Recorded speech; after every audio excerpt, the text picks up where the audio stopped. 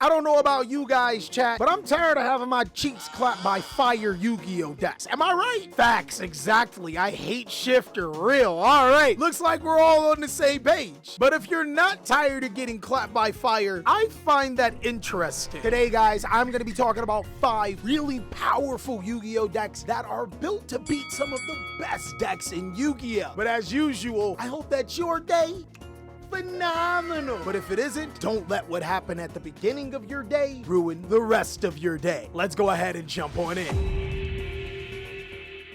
So I think in order to be a really successful deck in Yu-Gi-Oh right now, you gotta do a couple of things. The first thing, you gotta be able to counter some of the best decks in the game. Fire King, Snake Eyes, basically all of the top fire decks in the game. But I also think you need to play decks that are really good against some of the most popular cards. And right now, hand traps, super polarization. Those cards are completely amazing. Today, I have comprised 5 Yu-Gi-Oh decks that are not only really good, they fit under these circumstances. And of course, if you want to see some personal deck lists, I'll be putting them on my Patreon. But let's start off with the first Yu-Gi-Oh deck. The first Yu-Gi-Oh deck, you may be really surprised about it, and I want you to stick through the whole thing because Raid Raptors might be the best deck in Phantom Nightmare. Seriously. Now, what's so crazy about Raid Raptors is that it is a really good Xyz-based Yu-Gi-Oh deck. And as you already know with Xyz-based Yu-Gi-Oh decks, normally they can always make some powerful monsters that come out of the way. This deck is no different. Being able to summon Raid Raptor Rising Rebellion Falcon is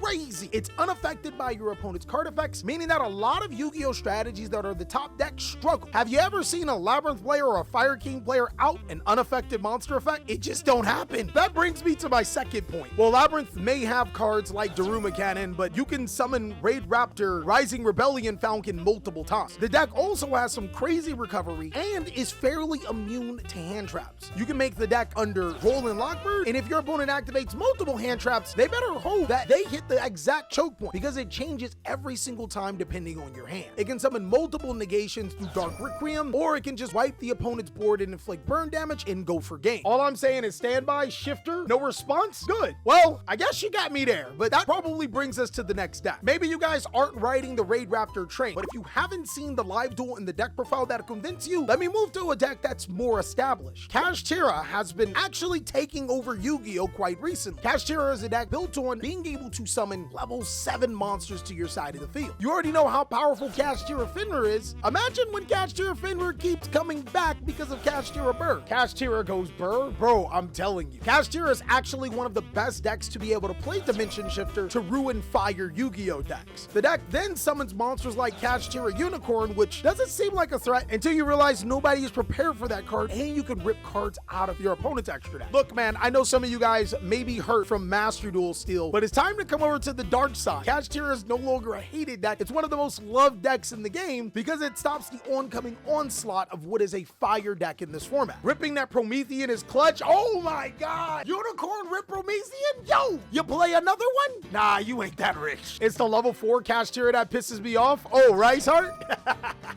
The card literally has no drawbacks and banishes cards from your opponent's decks. It's good. Kashtira Punk is the one I've been playing. Rest in peace, Sunlight Wolf. Kinda crazy. Sheesh. I love that Kashtira can be Scareclaw for an extended combo deck. I actually have a deck profile of that particular strategy that I went undefeated with. Go ahead and check it out. But overall, this deck is really good in the Year of the Fire because it allows you to counter so many of the things that are going on right now. You got Kashtira Scareclaw, Kashtira Ashen. Kashtira Ashen? Really, bro? Did y'all really try to sneak that in? Kashtira Ashy, just like Callie. Get me out of here. Bro, I am not a believer on Kashtira Ashen, but I am a believer on the Kashtira cards. But let's just say you don't like decks that were meta on Master Duel that just so happen to not be meta in the TCG. Maybe we pick the underdog Yu-Gi-Oh deck that got shafted by the ban list. Wait, is Vanquish Soul meta on Master Duel? Vanquish Soul is tier 2. Vanquish Soul is one of my favorites. Bro, Vanquish Soul is one of the most favorite decks in Yu-Gi-Oh by yours truly. A lot of people think that Vanquish Soul isn't strong right now because of its destruction effects. Those tend not to go really well against decks like Fire King or the Sinful Spoils, but actually they do go well against that. If you're playing your destruction cards like Vanquish Soul Snow Devil at the correct time, being able to wipe a whole board on your opponent's turn is crazy. And the burn damage that this deck can inflict, make sure you're here for a good time and not a long time. Chad, I don't know about you, but I don't like sitting across the table with the smelly Yu-Gi-Oh nerd. I'd rather just burn them as fast as possible when I can and then leave. Everyone who likes or plays Vanquish Soul is cringe. Damn, Moki, why you gotta do us all like that? But Vanquish Soul is another deck that is really good at being able to abuse Dimension Shifter. And even in the later states when you can't use Dimension Shifter, it's a dark monster for you to be able to combine with cards like Small World or to reveal for your Vanquish Soul monsters. The deck is also really good at being able to Exceed summon into level 4s like Abyss Dweller or make Divine Arsenal AA Zeus to be able to stop graveyard-reliant Yu-Gi-Oh decks. And the strategy is really resilient to targeting effects because of your monsters like Heavy Borger or Caesar. Feels like Small World was made for Vanquish Soul, bro, I am telling you. I think Vanquish Soul is a really big skill-intensive deck, but if you guys want to turn your brain off, just activate Branded Fusion. Not a Vanquish Soul and Catch Tira Blade say Branded is turning your brain off. Bro, activate Branded Fusion? Ash. Lose. Or at least that's how it used to be for Branded. One of the biggest misconceptions for Branded is that it loses to Ash Blossom and Joyous Spring, and you couldn't be further from the truth. With cards like Triple Tactics Thrust, which just so happen to have gotten a lot cheaper, being able to set cards like Fusion Duplication allows you to be able to use Branded Fusion on your opponent's turn. And unlike Master Duel, Branded Fusion is not limited, so you don't have to worry about banishing the card. Also with cards like Fusion Deployment and Blazing Cartesia, there's so many other ways to get fusion monsters to your side of the field and continue to keep playing. Branded is actually a powerhouse Yu-Gi-Oh deck. They don't hard lose to Ash now. You're not wrong. Konami TCG gives Branded more love than my dad. He's still going out for milk.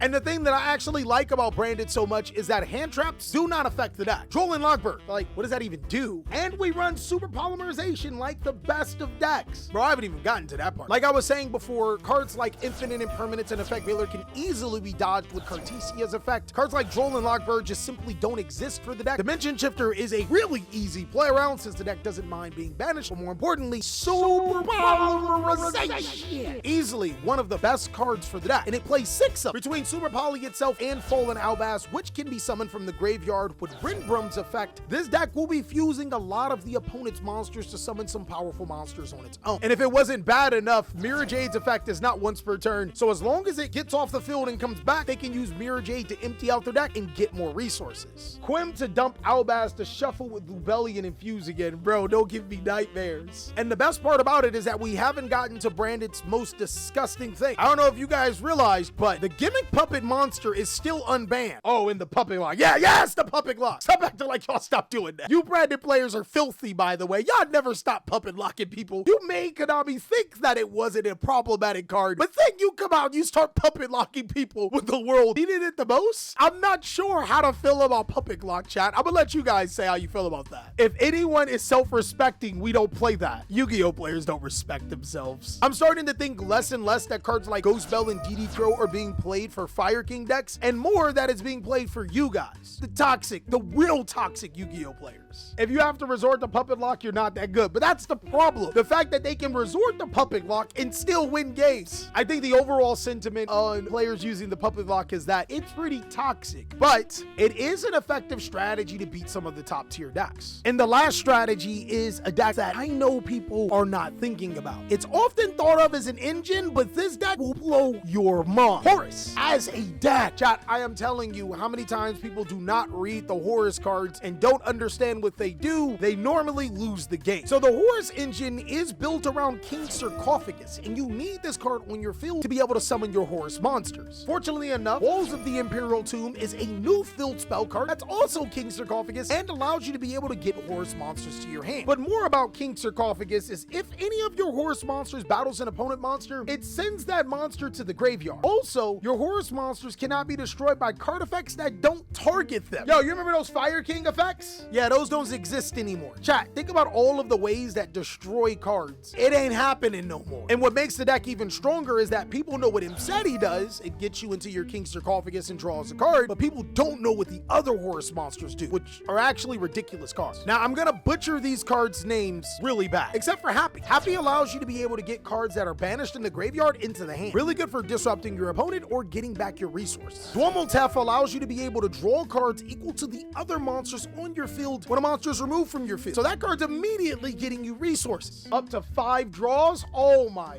God, yo. Hey, you want to get rid of my cards? You gonna let me draw 5 cards? Bro, this is like Pot of Greed. Isn't that what Pot of Greed does? Keps and Heft prevents your opponent from targeting your monsters for attacks and prevents them from targeting with card effects. You remember when I said King Sarcophagus prevents your opponent from destroying your monsters unless they target them? If you combine it with the weakest Horus monster, then you're going crazy. And also, Horus of the Black Flame Deity allows you to be able to send an opponent's card to the graveyard, and when he's summoned, sends all monsters to the graveyard. Send, not destroy. The Horus strategy is actually incredible right now because you have access to a flurry of rank 8 monsters. Din Girsu to be able to send and protect your cost. There's also monsters like Buzz King to be able to check your opponent's extra deck. Photon Galaxy for negation. Or you can just summon Horus monsters and beat your opponent's face in. And the best thing about this deck, it can be mixed and matched with so many other strategies. I think this is a top deck that no one is thinking about right now. So instead of Pot of Greed, the deck becomes Sarcophagus of Greed. And that's all that I have for the meta beating Yu-Gi-Oh decks. Of course, big dog, I can't wait to see what you have to say about some strategies that can destroy the meta. Let me know down below. And of course, if you guys want to see more amazing content, be sure to check out these videos so I can catch you on the next one.